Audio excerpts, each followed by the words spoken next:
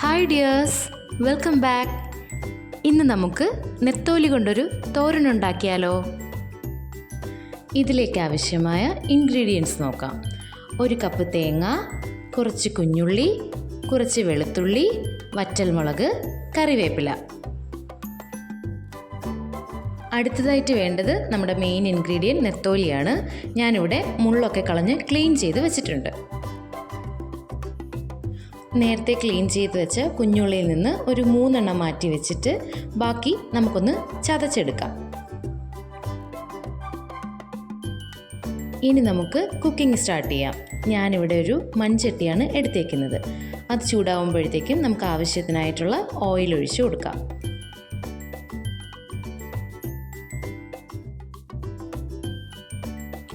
Oil ചൂടാവുമ്പോഴേക്കും നമുക്ക് 1/2 spoon കടുകും 1/2 spoon ഉലുവയും അതിലോട്ടിടാം.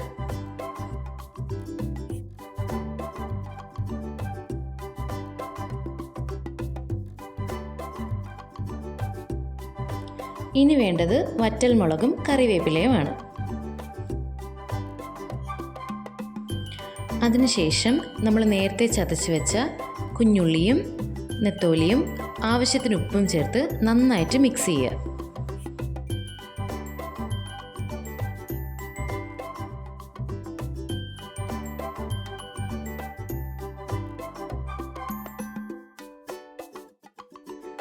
ഇതൊന്ന് നന്നായിട്ട് വെന്ത് വരുമ്പോഴേക്കും നമുക്കിതിനാവശ്യമായിട്ടുള്ള അരപ്പ് റെഡിയാക്കാം.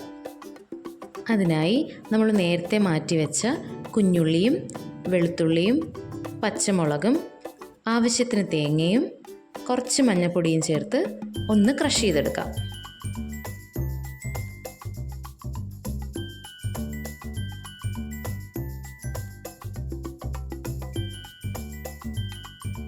അരപ്പ് ഇവിടെ റെഡിയാണ്. ഇനി നമുക്കിത് മാറ്റി വയ്ക്കാം. അപ്പോഴേക്കും നമ്മുടെ നെത്തോലി നന്നായി വെന്തിട്ടുണ്ട്. ഇതിലേക്ക് എക്സ്ട്രാ വെള്ളം ഒന്നും തന്നെ ആഡ് ചെയ്തിട്ടില്ലേ. വെള്ളമൊക്കെ നന്നായി വറ്റിയതിന് ശേഷം നമുക്കിതിലേക്ക് ആവശ്യമായ പൊടികൾ ചേർക്കാം. 3/4 ടീസ്പൂൺ മുളക് പൊടി, 1 ടീസ്പൂൺ മല്ലിപ്പൊടി, 1/4 ടീസ്പൂൺ മഞ്ഞൾപ്പൊടി, 1/4 ടീസ്പൂൺ ഗരം മസാല. ലോ ഫ്ലെയിമിൽ വെച്ച് നന്നായി മിക്സ് ചെയ്ത് ഇതിലെ പച്ചമണമെല്ലാം മാറുമ്പോഴേക്കും നമുക്ക് നേരത്തെ ചെയ്ത് വെച്ച അരപ്പ് ഇതിലോട്ട് മിക്സ് ചെയ്ത് കൊടുക്കാം.